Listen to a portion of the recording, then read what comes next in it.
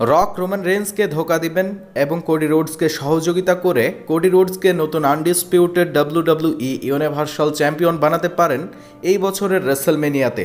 আপনারা যেমনটা জানেন, রেসেলমেনিয়ার দ্বিতীয় রাত্রের জন্য অফিসিয়ালি কনফার্ম করে দেওয়া হয়েছে রোমান রেন্স এবং কোডি রোডসের মধ্যে undisputed WWE universal championship match.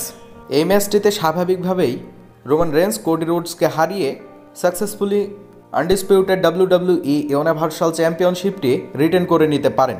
তবে এইখানে রোমান রেন্স হেরেও যেতে পারেন কোডি রোডসের কাছে রকের মাধ্যমে।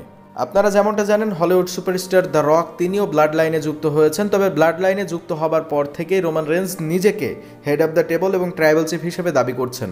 তবে রক তিনি নিজেকে ফাইনাল বস হিসেবে দাবি করছেন।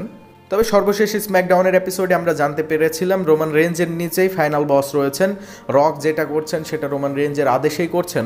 অর্থাৎ বোঝাই যাচ্ছে রোমান রেঞ্জ তিনি রককে তার চাকর হিসাবে ব্যবহার করছেন। এই বিষয়গুলো রক মুখ বুজে সহ্য করে যাচ্ছেন। এর অন্যতম কারণ হচ্ছে রক ভালো সময়ের অপেক্ষা করছেন।